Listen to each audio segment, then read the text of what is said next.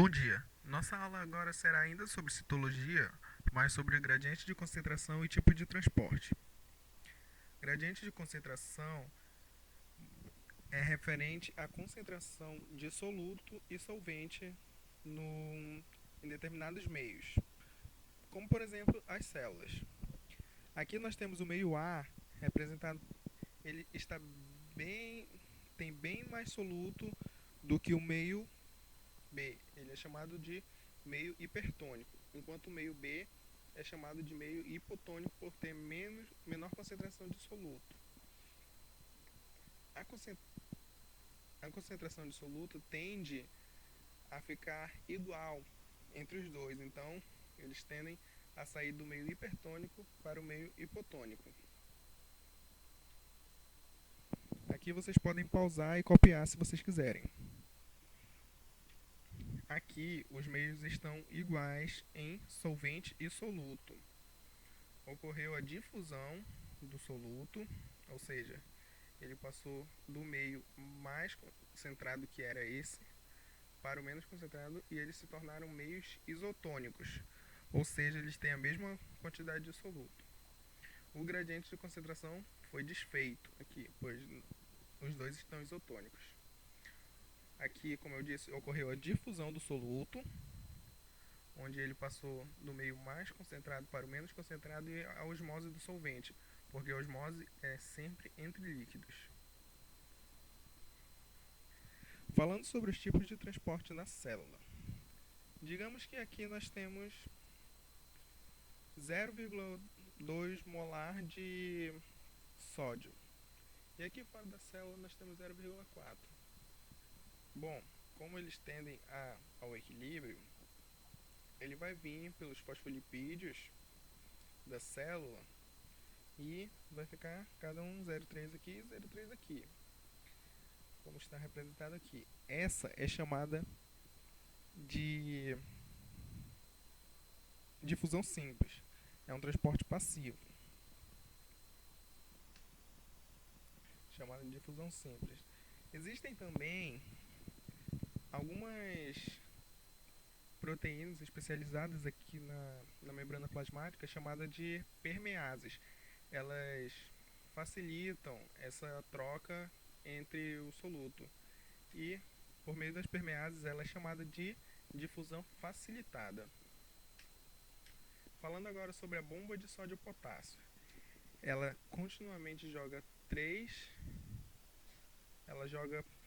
para fora 3 sódios e para dentro 2 potássios.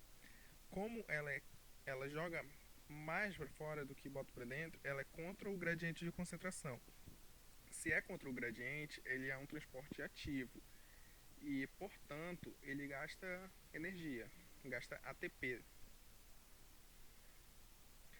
Falando ainda sobre os tipos de transporte, nós temos a endocitose, que é quando uma célula pega uma macromolécula, algo que não passa pelos fosfolipídios, ela pega, vai fazendo suas invaginações e bota para dentro da célula.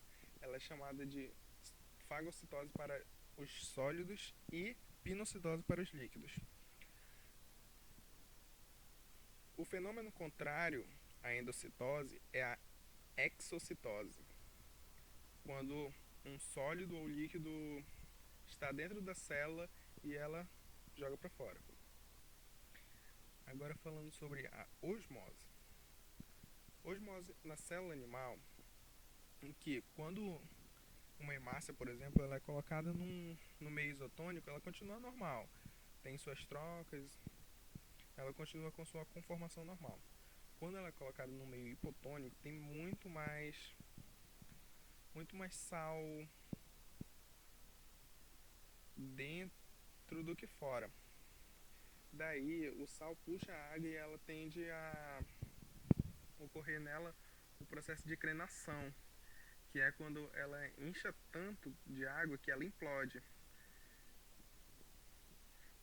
Quando ela é colocada em meios hipertônicos, onde tem muito mais sal, como por exemplo na água do mar e tudo mais, onde tem muito mais sal no meio do que na hemácia, ela acontece nela o processo de hemólise, que ela fica toda murchinha e tudo mais, ela fica bem. Ela perde bastante água. É chamada de hemólise na hemácia, especificamente na hemácia, mas esse processo é chamado de plasmoptise nas outras células animais. Falando sobre a osmose na célula vegetal. Como sabemos, a célula vegetal ela tem a parede celular. Quando aqui ela no meio isotônico ela fica normal, no meio hipotônico, ou seja, ela tende a ganhar água, né? Os vacúolos dela ficam inchados, mas ela não implode por conta da parede celular delimitar essa área. No meio hipertônico, ela murcha, mas murcha menos, justamente por causa da parede celular. Nela ocorre esse processo de plasmólise, que é quando ela murcha assim e os processos de osmose que a osmose causa na célula vegetal são todos reversíveis por conta da parede celular. Essa foi a aula e obrigado.